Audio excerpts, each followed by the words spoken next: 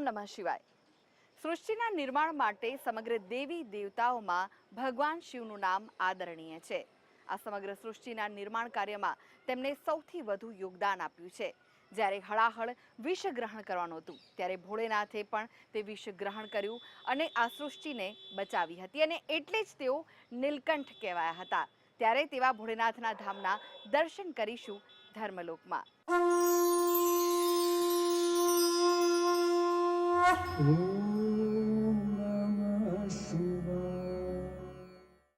શ્રાવણ માસ આવે એટલે ભોળેનાથના ભક્તો શિવાલયોમાં જઈને શિવજીની પૂજા આરાધના કરવાનું ઈચ્છતા હોય છે અને તેમાં પણ જો શિવાલયની વાત આવતી હોય ત્યારે સૌથી પહેલી વાત આવે અમરનાથની। અમરનાથ સુધી બધા નથી પહોંચી શકતા અને તેના માટે જ અમદાવાદ નજીક આવેલું છે ભોળેનાથનું ધામ અમરનાથ, જે આબેહૂબ અમરનાથની પ્રતિકૃતિ છે।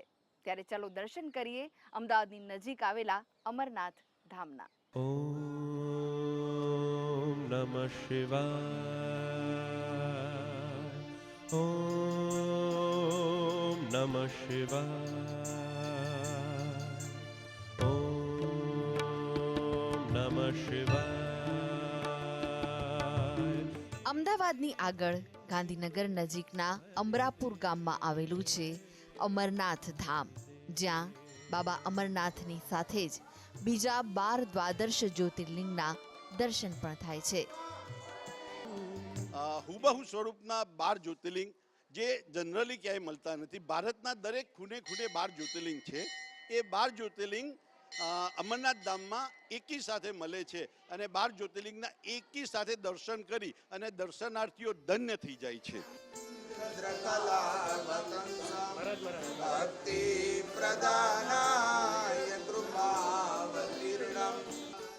ગુજરાતનું અમરનાથ ધામ ગાંધીનગરના મહુડી રોડ પર અમરાપુર ગામમાં આવેલું છે। ગુજરાતનું આ અમરનાથ ધામને મિની અમરનાથ તરીકે ઓળખવામાં આવે છે। હું લગભગ 5 વર્ષથી અહીં આવું છું। મને એટલો વિશ્વાસ છે કે હું જે માગું છું એ ભગવાન મારું પૂરું કરે છે। ભોળાનાથ મોટા અમરનાથ દર્શન કરું છું એવું જ અહીંયા ફીલ થાય છે કે ભાઈ હું મોટા અમરનાથ જ આવેલી છું। ગુજરાતનું આ મિની અમરનાથ ધામ એ જમ્મુ કાશ્મીરમાં આવેલા અમરનાથ ધામની યાદ અપાવે છે।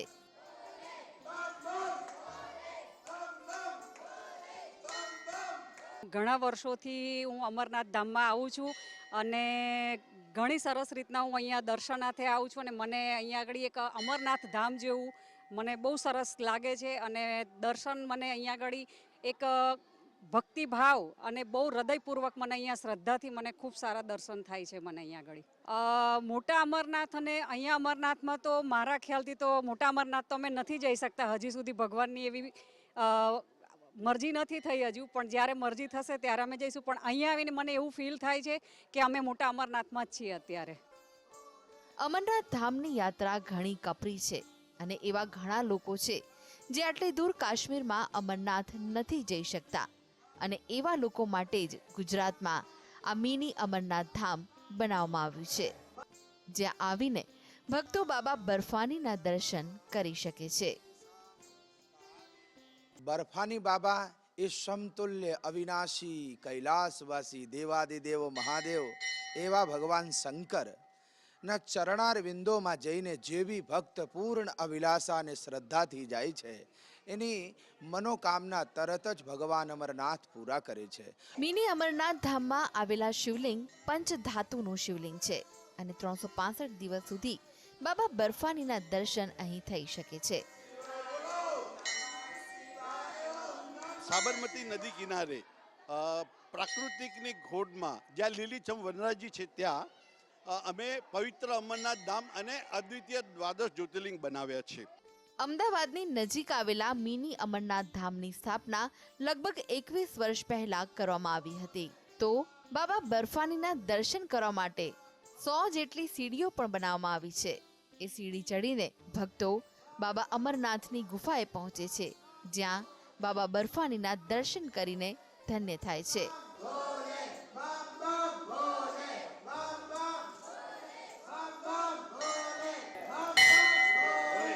જમ્મુ કાશ્મીરના અમરનાથ ધામ જેવી જ આબેહૂબ ગુફા અહીં બનાવવામાં આવી છે। આ ગુફાની અંદર રાખવામાં આવેલા બરફના બનેલા શિવલિંગ એ જમ્મુ અને કાશ્મીરના અમરનાથની પ્રતિકૃતિ છે. તો ભારતમાં કુલ 12 દ્વાદશ જ્યોતિર્લિંગ છે. મિની અમરનાથમાં કાશ્મીરમાં આવેલા અમરનાથ સહિત બીજા દરેક જ્યોતિર્લિંગના પણ દર્શન કરી શકે છે. એટલે કે ભક્તોને એક જ જગ્યાએ બાબા બર્ફાની અને 12 જ્યોતિર્લિંગના દર્શન થઈ શકે છે. તો આ 12 જ્યોતિર્લિંગ જે 12 જ્યોતિર્લિંગ છે તેવા જ હુબહુ બનાવવામાં આવ્યા છે. બાબા બર્ફાનીના આ ધામમાં શ્રાવણ મહિનાના પહેલા સોમવારે જ કાવડ યાત્રા પણ યોજવામાં આવે છે.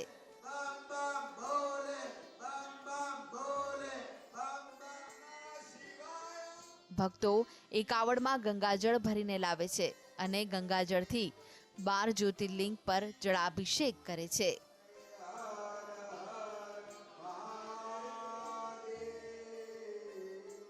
તો શિવરાત્રીના દિવસે અહીં ખાસ પૂજા અર્ચના કરવામાં આવે છે.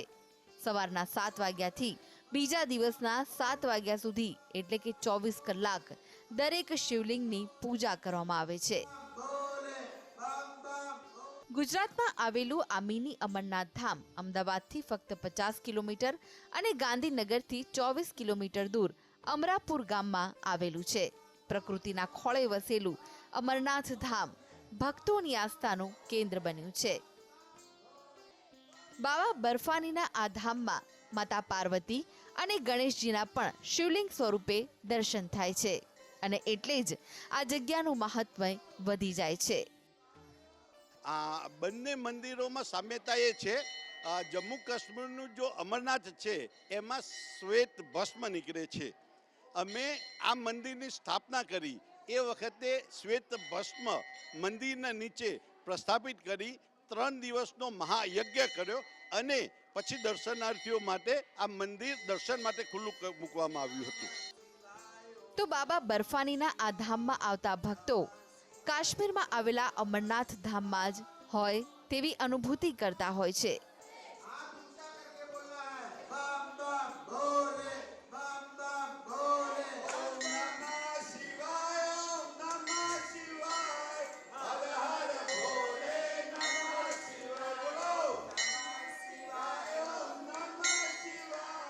તો દર્શક મિત્રો, આ સાથે જ આગળ જાણીશું ઇન્ટરનેશનલ શિવ કથાકાર લંકેશ બાપુ પાસેથી શિવજીનો મહિમા.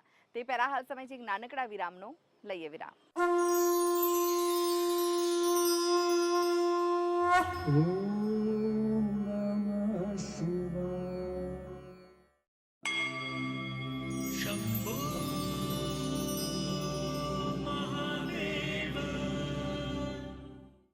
आत्मा त्वं गिरिजामति सहचरा प्राणः शरीरं गृहं पूजा ते विषयोपभोगरचना निदरा समाधि स्थितिः संचारः पदयोः प्रदक्षिणविदेः स्तोत्राणि वैरागिरो यदि यद् कर्म करोमि तत्तदखिलं शंभो तवाराधनम्. हर हर महादेव. जय काशी विश्वनाथ. પવિત્ર શ્રાવણ માસની અંદર અને શિવનો મહિમા એટલો બધો છે કે પુષ્પ દંતે બી કહેલું કે અશિત ગિરી સમમ સ્યાત કજ્જલમ સિંધુ પાત્રે સુરતરુ વર્ષાખા લેખની પત્ર મુર્વી લિખતિ યદિ ગૃહીત્વા શારદા સર્વકાલમ તદપિ તવ ગુણાનામીશ પારમ નયાતિ. હે મહાદેવ, આ પૃથ્વી ઉપર જેટલું જલ છે એની જો શાહી બનાવવામાં આવે, જેટલા બી આ ઝાડ છે એના કિત્તા કેતા પેન બનાવવામાં આવે, અશિત ગિરી સમમ સ્યાત કજ્જલમ સિંધુ પાત્રે સુરતરુવર શાખા લેખની પત્ર મુર્વી. અને જો લિખતી યદિ ગૃહીત્વા સાક્ષાત શારદા માં સરસ્વતી શારદા સર્વકાલમ. જો માં સરસ્વતી પણ હે મહાદેવ એ લખે ને, તદપી તવ ગુણાનામીશ પારમ યાતિ, તો પણ તમારા ગુણો એનો પાર આવે તેમ નથી. આ મહાદેવ છે. મહાદેવ વિશે શું કહી શકાય? મહાદેવનું સ્વરૂપ કેવું છે? એનો પરિવાર શું સૂચવે છે? મારા જીવનનો અનુભવ છે. આ શિવ કથા કોઈ વ્યક્તિ સાંભળે તો એના જીવનની અંદર પરિવર્તન આવે ને આવે છે. કારણ શિવ એક એવા તત્વ છે, એવો દેવ છે. દેવ તો દરેકના ઘરે હોય છે, પરંતુ જે ઘરે મહાદેવ હોય ને એ ઘરનું અજવાળું જ કંઈક અલગ હોય છે. આ સૃષ્ટિમાં દરેક દેવી દેવતાઓ છે, પણ કોઈને પ્રત્યક્ષ દેખવા હોય તો કોઈ સ્થાન નથી એક્સેપ્ટ કૈલાશ. એકવાર આપ કૈલાશ જાઓ તો મહાદેવ એના પ્રત્યક્ષ તમને દર્શન અને અનુભૂતિ થાય. આ મહાદેવ છે જે સાકાર સ્વરૂપે પણ છે અને નિરાકાર સ્વરૂપે પણ છે. શિવનું સ્વરૂપ શું છે? શું સૂચવે છે શિવ? કેવું જીવન જીવવું જોઈએ? અને હું તો કહું કે સંન્યાસી માટે, યોગી માટે અને સંસારી માટે પણ મહાદેવથી ઉત્તમ કોઈ દેવ નથી.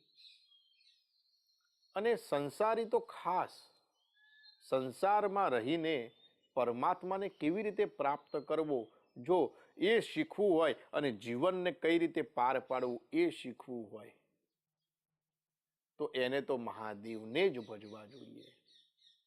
કારણ દરેક દેવ જેના શરણે જાય છે ને એ મહાદેવ છે. મહાદેવ સંસારી છે, છતાં સંસારથી પર છે. ક્યાં ટકવું અને કેટલે અટકવું, દરેક જીવન જીવવાની કલા એ શિવ શીખવે છે. શિવ મહાપુરાણની અંદર દિવ્ય વર્ણન છે કે જ્યારે શૌનકાદિ ઋષિ મુનિ સૂતજીને પ્રશ્ન પૂછે કે હે સૂત મહાપ્રાજ્ઞ સર્વ સિદ્ધાંત વિદ પ્રભો આખ્યાહી મે કથા સારમ પુરાણાનામ વિશેષતઃ, કે પ્રભુ આપ અમને એવું તત્વ સંભળાવો, એવું એસન્સ આપો કે અમે કોઈ એકને ભજીએ અને આ સંસારનો સાર આવી જાય.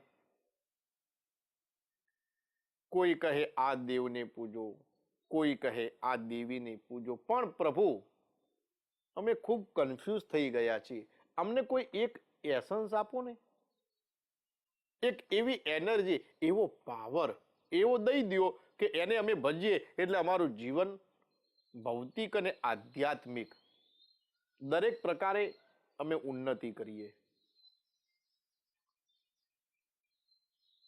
હે સુત મહાપ્રાજ્ઞ સર્વ સિદ્ધાંત વિદ પ્રભો આખ્યાયી મે કથા સારમ પુરાણાનામ વિશેષતઃ, આ કથાનો સાર અમને દ્યો, પુરાણાનામ વિશેષતઃ.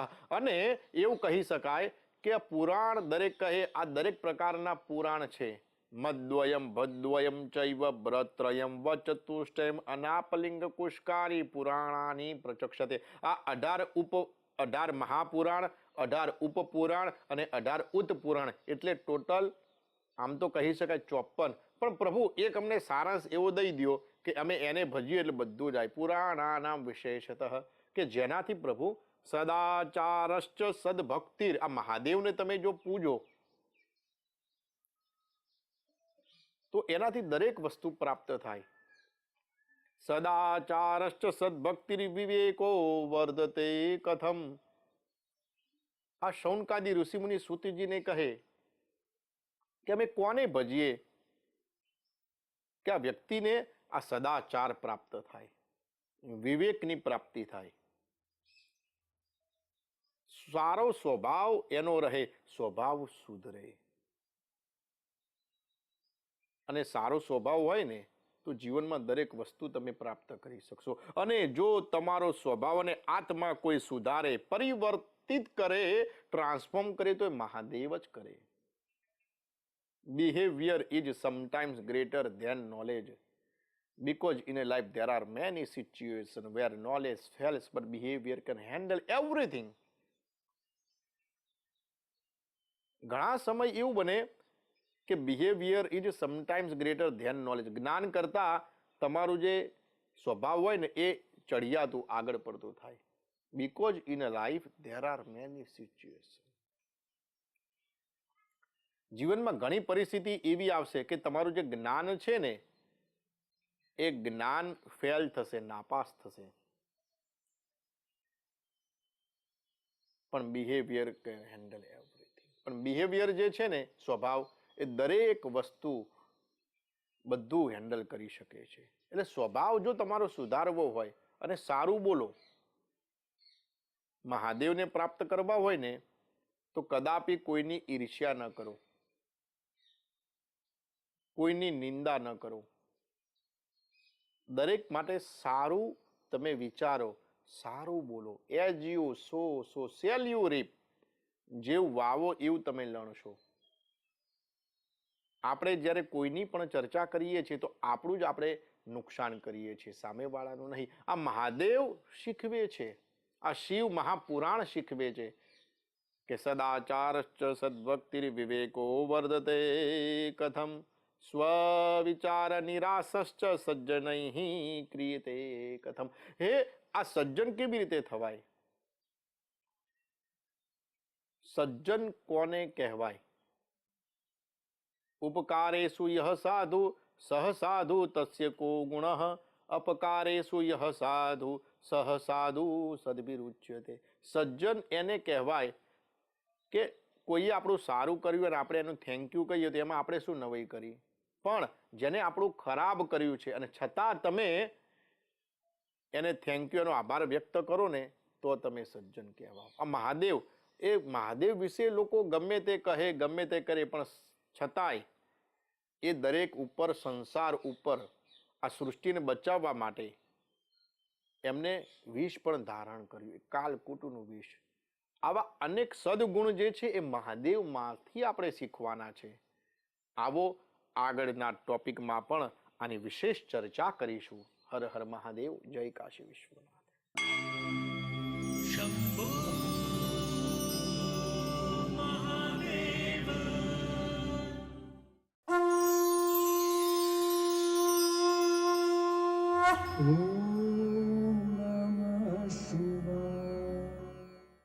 અમદાવાદની નજીક આવેલું છે વૈદ્યનાથ મહાદેવનું મંદિર. આ મંદિર વાસણ ગામમાં આવ્યું હોવાથી વાસણિયા મહાદેવ તરીકે પણ ઓળખાય છે. એવું કહેવાય છે કે જો આ મંદિરમાં જઈને ભગવાન ભોળેનાથના દર્શન કરો તો જ્યોતિર્લિંગના દર્શન કર્યાનું પુણ્ય પ્રાપ્ત થાય છે. તો ચાલો દર્શન કરીએ વૈદ્યનાથ મહાદેવના.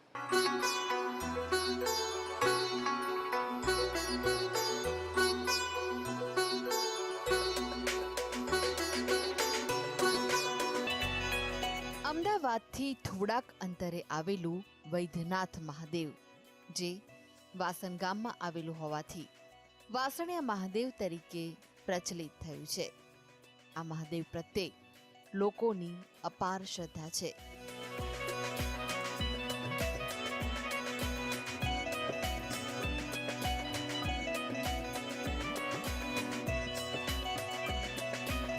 વૈદ્યનાથ મહાદેવની ષોડશોપચાર પૂજાપૂર્વક અહીંયા આગળ દાદાના અભિષેકો થતા હોય છે.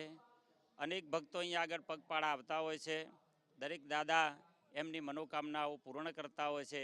આવા અહીંયા આગળ રુદ્ર એટલે કે શિવનો મહિમા ઘણો છે. શ્રાવણ માસની અંદર શિવ એટલે કલ્યાણ, જગતનું કલ્યાણ કરનારા દેવ એટલે ભગવાન શિવ ભોળાનાથ મહાદેવ. આ વૈદ્યનાથ મહાદેવ દરેકની મનોકામનાઓ અહીંયા આગળ પૂર્ણ કરે છે અને મન ઈચ્છિત ફળની પ્રાપ્તિ પણ વૈદ્યનાથ દાદા કરાવતા હોય છે.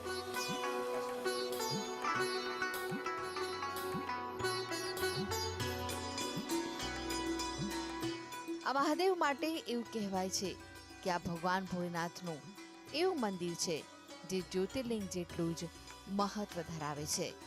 આ મંદિર અતિ પૌરાણિક મંદિર છે. તો સાથે જ આ મંદિરમાં કશ્યપ પાછળ અને નંદી આગળ હોય છે.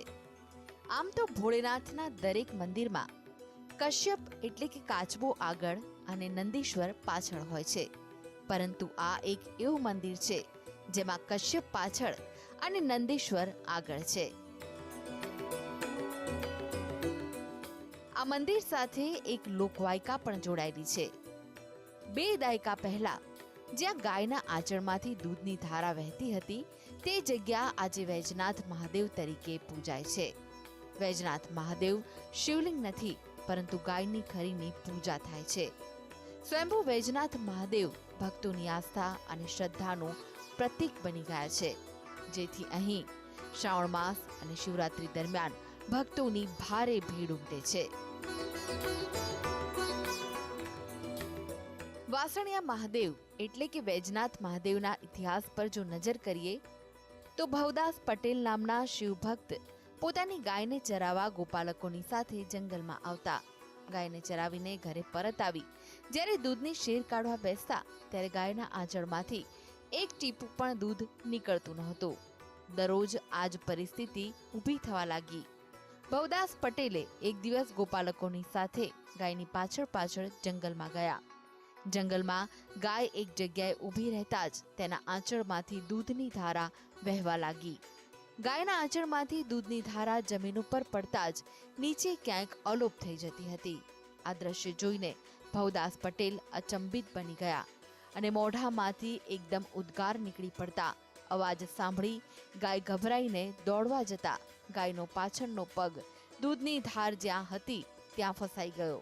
આથી ભવદાસ પટેલે ભગવાનની પોકાર કરતા દેવાધિદેવ મહાદેવે આકાશવાણીથી કહ્યું કે આ મારું સ્થાન છે, અહીં દેરી બનાવી પૂજા અર્ચના કરો.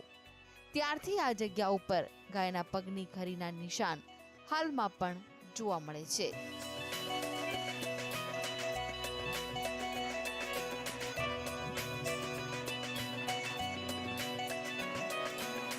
એ એક સ્વયંભૂ જ્યોતિર્લિંગ સમાન છે. ઈસવીસન પૂર્વે 2003માં આ પંથક હિડિંબા વન તરીકે ઓળખાતું હતું. ત્યારે અહીંયા કેવળ ગાયોના ગોચરો સિવાય કોઈની અવર જવરો નહોતી. બાજુના ગામ રાંધેજામાં શિવ ભક્ત શ્રી ભાવનાથ એક કુષ્ઠ રોગથી શારીરિક પીડાઓ સહન કરતા હતા. વૈદ્યરાજની સૂચના પ્રમાણે એમને ગાયના દૂધ ઉપર રાખવામાં આવેલા હતા. ઘરે ગાય બાંધી રાખતા, ઘરનો ઘાસચારો ખવડાવતા અને આ ગોચરમાં ચરવા માટે રબારીના ધણમાં મોકલતા હતા. પણ એમને એક દિવસે ગાયે દૂધ ન આપ્યું. ગાયના આંચળો ખાલી જ વયા. એ દિવસે પોતે શિવ ભક્ત હોવાથી પ્રભુના નામથી જ સંતોષ માન્યો કે જે બી પ્રભુની ઈચ્છા. બીજા દિવસે પણ ગાયે દૂધ ન આપ્યું. ત્યારે એ અહર્નિશ માળા લઈને શિવ ભક્તની માફક એ આખી રાત પસાર કરી. ત્યારે બીજા દિવસે સપનામાં ભગવાને દર્શન દીધા કે હું તારી સાથે છું અને હું તને દર્શન આપું છું. તારે તારા ગાયના ધણમાં જવાનું રહેશે. તો પછી ભાવનાથ પોતે રબારીની સાથે ગાય જ્યાં ચરવા લઈને આવતા હતા એ જગ્યાએ આવ્યા.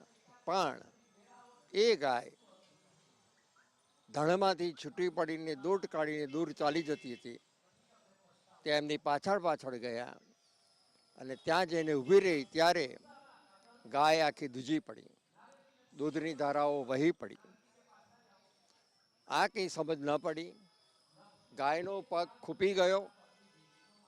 ત્યારે એક પગ કાઢવા માટે રબારી અને ભાવનાથી પ્રયત્ન કર્યો, ખડી નીચે રહી ગઈ, પગ બહાર નીકળી ગયો, જમણો પગ આગળનો, અને એમાંથી એક જ્યોતિ પ્રગટ થઈ, આકાશવાણી થઈ કે હવે હું તારી સાથે છું, હું અહીંયા છું, અહીંયા તું મારી સેવા પૂજા કરે છે.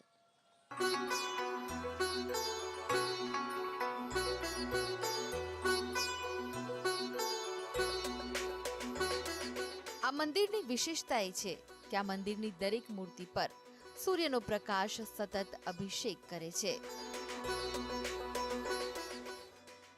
આ મંદિરની અંદર 12 જ્યોતિર્લિંગ આવેલા છે. ગર્ભગૃહમાં 2 તેમજ બહાર 10 શિવલિંગ છે. તો ગર્ભગૃહમાં માતા પાર્વતીના હાથમાં એક શિવલિંગ છે, જેના કારણે આ મંદિરનું મહત્વ વધી જાય છે. વૈજનાથ મહાદેવે હાલમાં તો ભક્તોની ભીડ ઉમટી છે. શ્રાવણ માસ છે અને ખાસ કરીને સોમવારે અહીં વિશેષ મેળાનું પણ આયોજન થાય છે. વૈદ્યનાથ મહાદેવ માટે એવું પણ કહેવાય છે કે વૈદ્યનાથ મહાદેવ ભક્તોના રોગ અને બીમારીમાંથી તેમને મુક્તિ અપાવે છે, અને એટલે જ તેમનું નામ વૈદ્યનાથ મહાદેવ પડ્યું છે. ત્યારબાદ સમયાંતરે તેમના નામ વૈદ્યનાથમાંથી વાસણિયા ગામની સીમમાં આવેલું હોવાથી વાસણિયા મહાદેવ તરીકે પ્રચલિત થયા છે. હાલમાં પણ ચામડી કે એલર્જીની બીમારી તેમજ સંતાન નહીં થતા હોય તેવા ભક્તો અહીં આવીને દર્શન કરે તો વૈજનાથ મહાદેવ તેમની મનોકામના ચોક્કસ પૂર્ણ કરે છે, અને એટલે જ અહીં ભક્તોનું ઘોડાપૂર ઉમટે છે. ભક્તો દૂર દૂરથી પણ અહીં મહાદેવના ચરણોમાં શીશ ઝુકાવવા માટે આવે છે, અને ભક્તોની તમામ ઈચ્છા આ વાસણિયા મહાદેવ પૂર્ણ કરે છે. તો દર્શક મિત્રો, આજે અમે આપને દર્શન કરાવ્યા ભોળેનાથના 2 એવા ધામના, જેની સાથે ભક્તોની આસ્થા જોડાયેલી છે. આવતીકાલે ફરી મળીશું, ફરી દર્શન કરીશું મહાદેવના ધામના, અને સાથે જ જાણીશું શિવ મહિમા. ત્યાં સુધી મને રજા આપશો. ઓમ નમઃ શિવાય.